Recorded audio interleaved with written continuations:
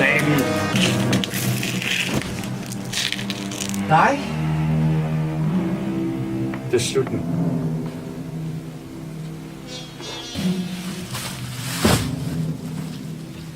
Forstår det ikke. Jeg er så tæt på. Sami, din bror er død, og hævn fører dig kun samme sted. Du forstår ingenting. Ingen af jer ved, hvordan der er at leve med min byrde. Sami, jeg forstår. Din brors morder er anholdt. Du havde ikke behøvet at gøre mere. Men du lader dig styre dine følelser. Og du ender i præcis samme båd som din brors morder, hvis du bliver ved på den her måde. Sig mig engang, her detektiv. Hvordan føles det at skive på menneskeheden?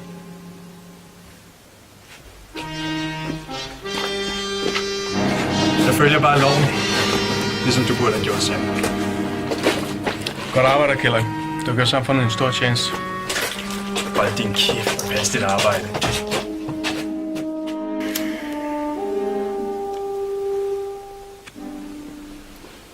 Det var bare endnu en sag. Endnu et mord, der skulle opklares. Endnu en trist slutning på en kriminelt fordrevet historie. Men jeg var blot en mand, der prøvede at betale sine regninger.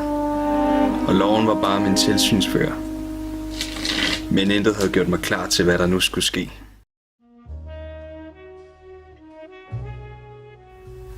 En sommer i storbyen København. Her finder man mig. Jeg er privatdetektiv. Detektiv Kjellak. Og mit fornavn? Det er irrelevant. Jeg arbejder som detektiv i 5 år nu. Jeg arbejder dag og nat. Og tiden imellem det. Fuldtid. Deltid. Altid. Og som en slidt pladespiller var mine spor nu også at gentage sig selv. For kun at slide sig selv ned til en sidste sang. Jeg var klar til at smide håndklædet i ringen. At sige op og finde noget mindre tidskrævende. Noget mindre slidsomt. Noget mere taknemmeligt.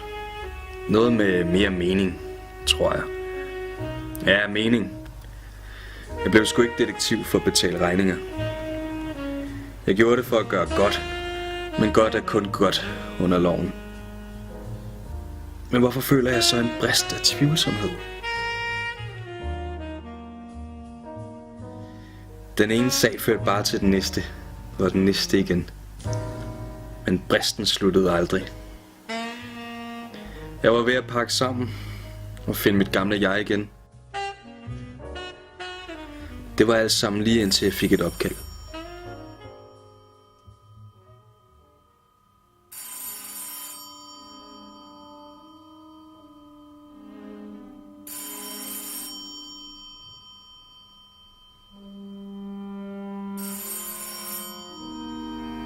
Dette var måske min chance for endelig at kunne gøre godt.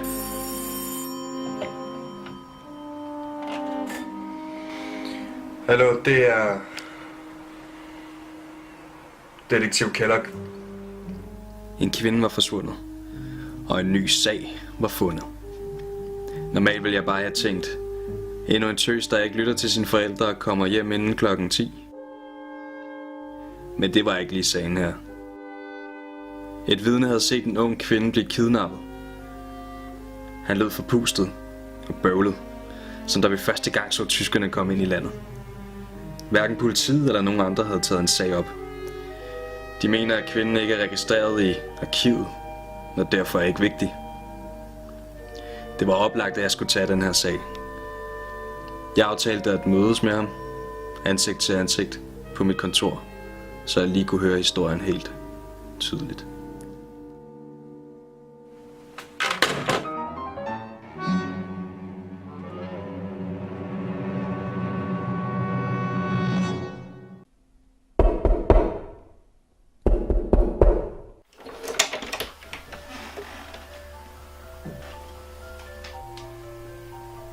En ung mand, fornem fremtoning. Men hans blik fortalte dog en anden historie. Manden var hjemsøgt med dårlig samvittighed. Du kan bare tage plads. Ja.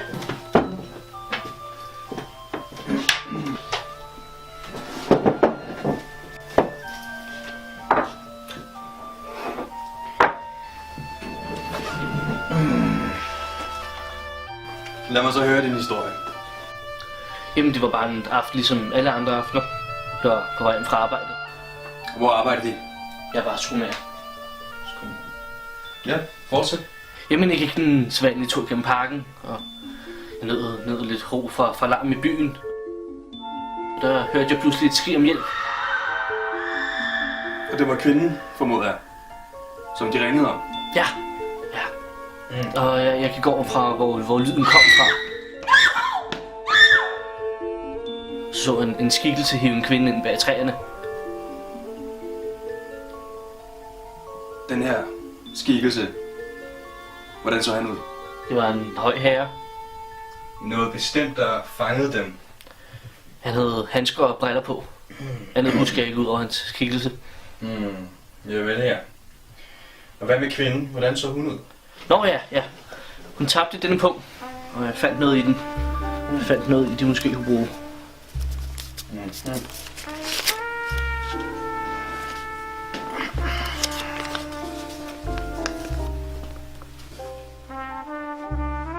Langt silkehår, mørke dådyrøjne, et bedårende smil, en ganske attraktiv kvinde for sin alder.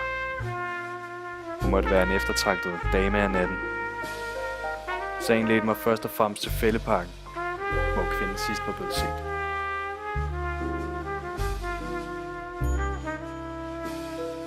Fælleparken var blot endnu et forsamlingssted for alle dyrene af natten. Luder, socialdemokrater, husvilde, bøsser, trækkerdrenge, junkier, syge, rådne. København lå under mørke skyer de dage. Man kunne kun ønske sig, at regnen ville komme og vaske alle lortet væk. Jeg var ikke i tvivl om, at denne sag ville føre mig ud i noget snavs. Men intet kunne gøre mig parat til at møde den, der ville føre mig ud i det.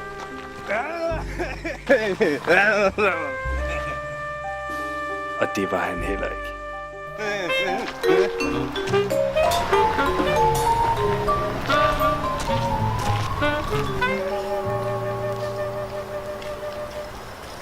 Jeg stødte på en åbning i buskagen, der godt og vel kunne ligne, hvor kidnapning efter sigende skulle være fundet sted. Hey du! Hvad laver du? Se hvor du står! Hvad for noget? Du står midt i blomsterbedet. Hvad er det i gang i, menneske? Nå, det må de undskylde. Sikke en skamplet. Jeg synes, jeg så røg komme herfra. Røg? Gud, der er ikke nogen røg her. Og det kan jeg godt sige dig, helt fra starten, med fotosyntesen igen. En gartner. Klodset. Og ikke ligefrem en menneskeperson. Ikke ligefrem en trussel. Og heller ikke ligefrem en mand, der vil blande sig ind i de forkerte sager. Han var som en rusten ske i et bund af køkkenknive i den her park. Han vidste sikkert mere om, hvad der skete i dette område end nogen anden. Og han kunne muligvis føre mig nærmere på kidnapperen. På den måde, så besydler man jo ligesom rødderne. Ja. Så de arbejder her tit. Ja. Så se den her kvinde. Nej, hende har jeg sgu aldrig set før. Hvorfor spørger du om det? Erling Torge. 28 år. Højst sandsynligt ingen kriminel. At have ham ved min side ville være som at have en blodhund på jagt. Jeg valgte at forklare sagen til ham. Og det kunne måske vinde ham over på min side.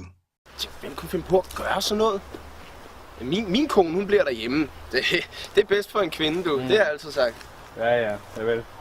Nå, men de vil måske ikke have noget imod at hjælpe mig i den her sag, så. Hjælpe dig? Hvad skulle jeg dog kunne gøre? Jo, de arbejder vel her hele dagen, ikke? Jo.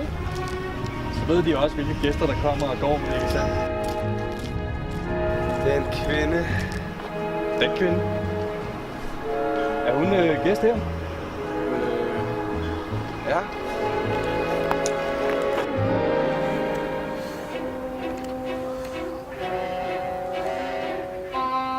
Så du den der kælling fra i går? Virkelig godt bare tage begge hænder. Står du?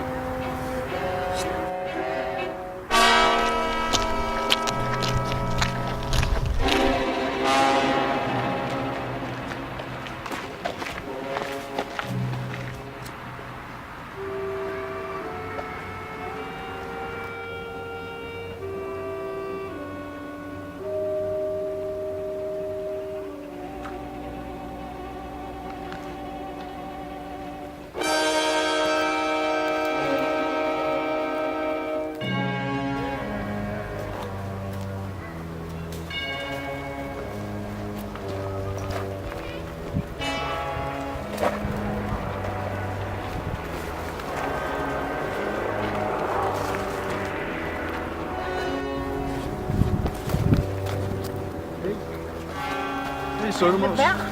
Giv slip. Slap af, vi vil bare gerne snakke lidt. Giv slip. Kom nu. Kom nu. Hvad laver I? Hold nu op. Hey, du der. Ja, dig. Har din mor aldrig lært dig, at kvinder, penge og vin er vor lykke og ruin? Hvad snakker du om, gamle? Jeg snakker om at lade den unge frøken være i fred. Lad være. Slap dog af, vi hygger bare lidt her. Og fejrer lidt med kysten. Er det ikke rigtigt, Marco? Ja, mand. Så der er svensker og fjes. I kan bare smutte hjem igen. Og så glemmer vi det her. Prøv at høre, unge mand. Jeg bryder mig ikke om at gentage mig selv, fedte prins. Har du pletter på kartoflen? Vi er de sorte kobraer. Vi knuser jer. Prøv.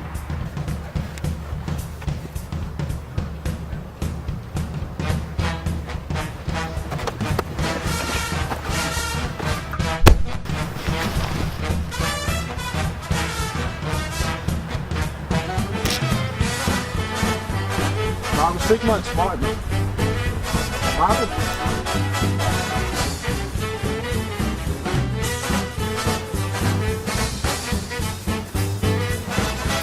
Marco! Marco! Hey! De får pudlet snapsvans. Hvad fanden har du gang i? Du burde vende om lige nu. Ved du hvad, jeg burde ikke en fucking skid. Du bestemmer ikke over mig, forstår du det?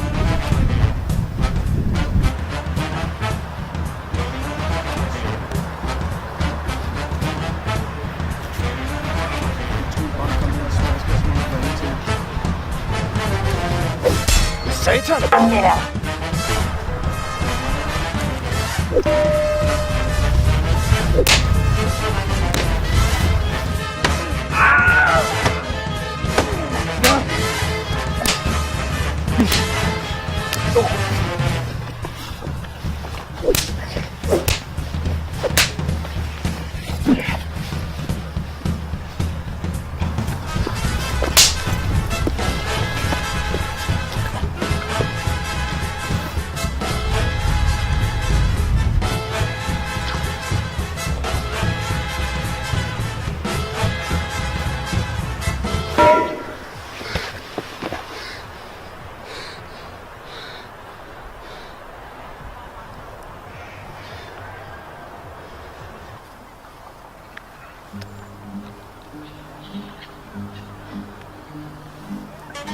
Buongiorno, detektiv Kellock. Luca. Bedre kendt som tolden fra Sardinien. Den satans olivengufler. Det var manden, jeg satte bag tremmer for 6 år siden. Efter ham og 3 andre tæppebanker havde afpresset samtlige borgere for beskyttelsespenge, og de fik næsten mig dræbt. Han var den sidste, jeg forventede skulle dukke op. Og så for at hjælpe mig i nød.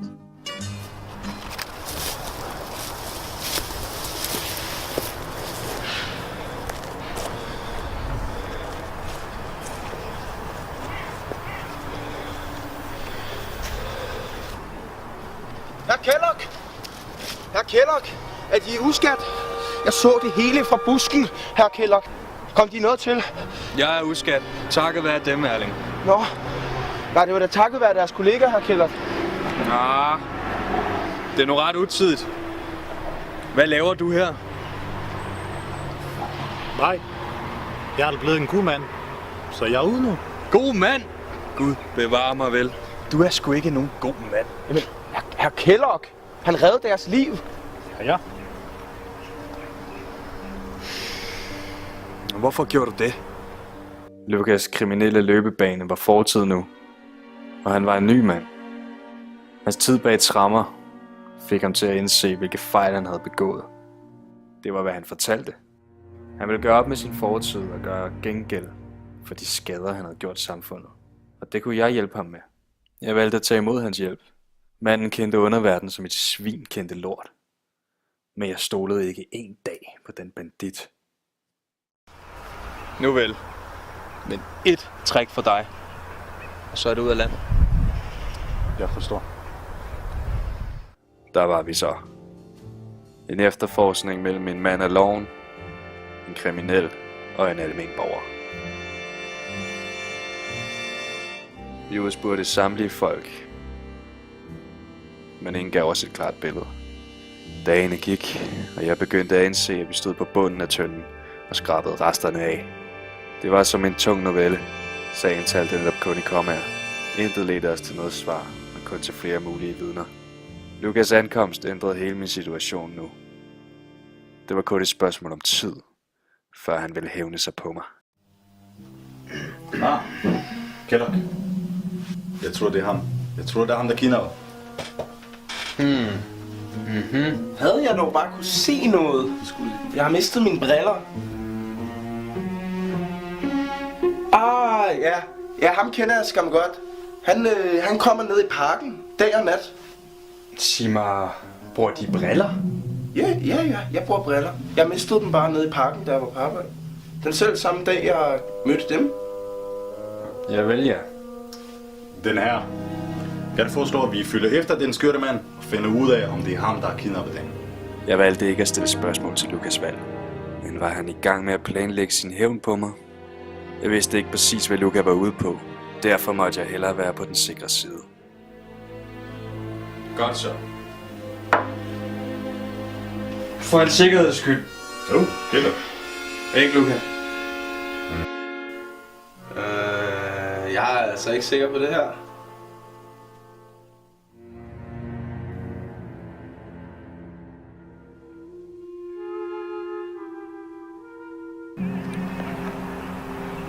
Solen var på vej ned, og folk var på vej hjem nu. Erling havde fået fri, og var mødt op uden gartnertøj. Men én person rendte stadig rundt i parken.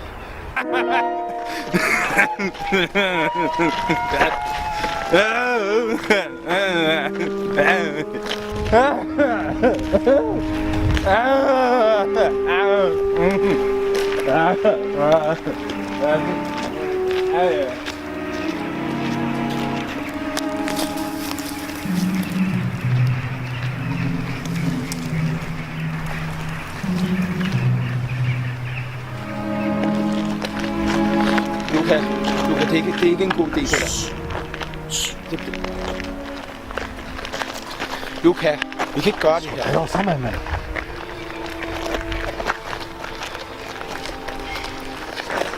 Lukas.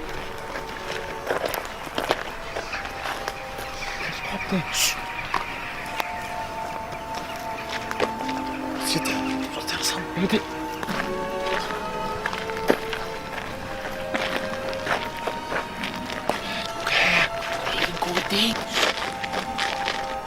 Jeg vidste ikke, hvad der foregik bag min ryg, men jeg var forberedt.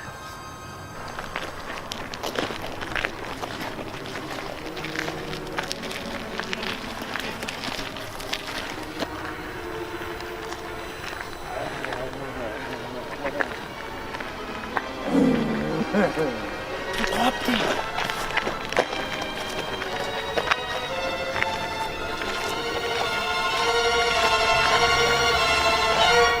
Kellogg.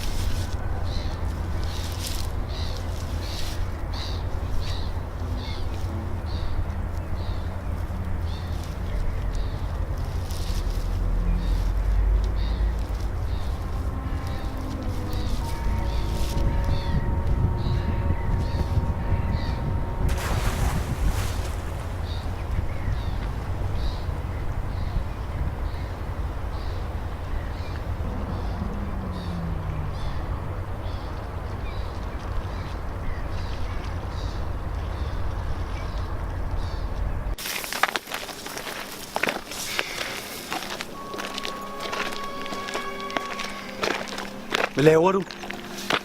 Her. Giv den til hans kone. Hvad skal hun med den?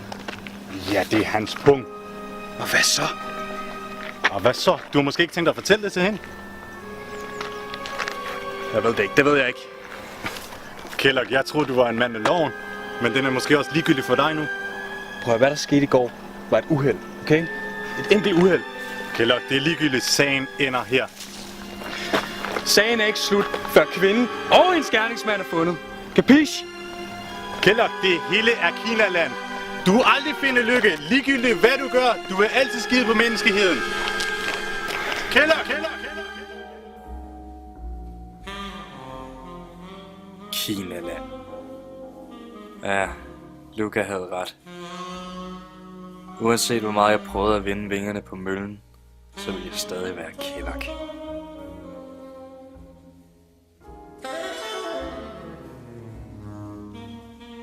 Detektiven, der var besat af at håndhæve loven i sort og hvidt, uanset omstændighederne.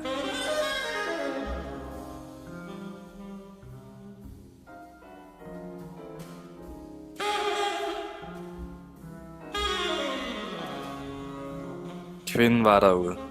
Det var kidnapperen også. Hvis bare jeg også var.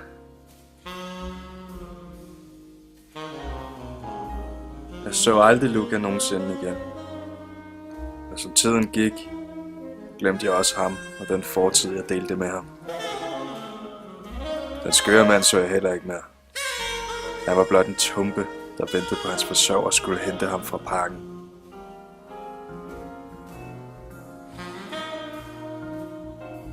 De siger, at tid læger alle sår.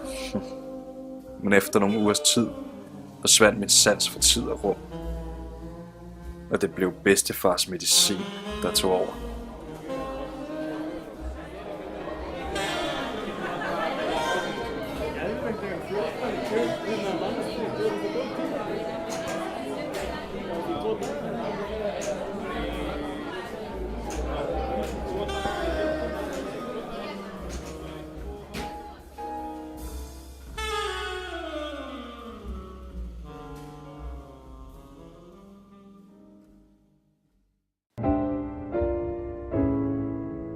Her var jeg nu. Slidt op til ingenting i et hus for stoddere. Hvad, sidder der nogen her? Det var indtil en gadepige vækkede mig. Jeg huskede hende ikke, men hun vidste, hvem jeg var. Hun spurgte ind til den efterforskning, som jeg havde givet op på. Men i bagklogskabens lys gik det op for mig, at hun var bekendt med den kidnappede kvinde. Du kender hende? Jeg kender hende pigen på billedet. Hun hedder Alma. Alma, det var navnet på offeret. Men det sagde mig umiddelbart intet. Jeg måtte vide mere. Hvornår så den sidst? Højre. Hun var vist sammen med en svagsynet mand. Svagsynet mand. Det kunne umuligt have været den skøre mand. Det menneske har ikke kapaciteten for sådan noget. Højre. Hun var en af mine nye piger på gaden. Og en ny pige på gaden var. Tænkte jeg nok. Hvad hedder Hun hedder Erling Tauke. Ja. Så se den her kvinde. Nej, hende har jeg sgu aldrig set før. Jeg har mistet mine briller. Havde jeg dog bare kunne se noget? Med handsker og briller på. Min kone, hun bliver derhjemme. Jeg er altså ikke sikker på det her.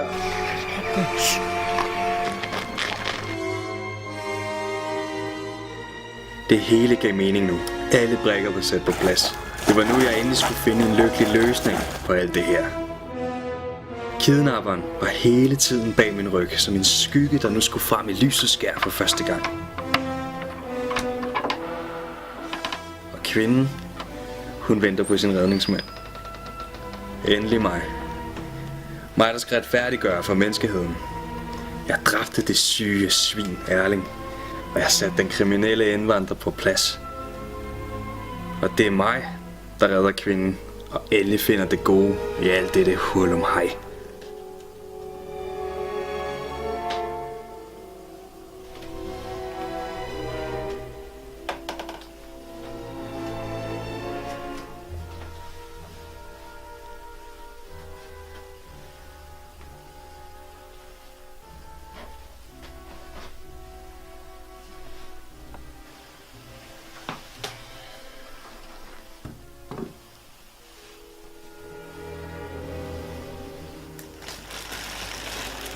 Men da jeg endelig fandt hende, var hun død. Erling var ikke til stede i al den tid, hun var holdt fanget her. Ingen har holdt hende i live. Man kan sige, at det satans svin var udyret, der dræbte skønheden. Jeg var tæt på at samle kortene rigtig sammen, men jeg endte i stedet bare med at blande dem endnu mere. København, din gamle luder. Du ændrer dig aldrig. Det er som om du nægter det, og alligevel kan jeg aldrig helt forstå dig. Det er som om den ene sag bare fører mig dybere og dybere ned i et eller andet mørke, uden lys for enden. Ja, nogen vil beskrive dig som en spand fyldt med lort og pigtrådshåndtag. Andre vil nok sige en kirkegård, der aldrig lukker. Men jeg tror, jeg vil kalde dig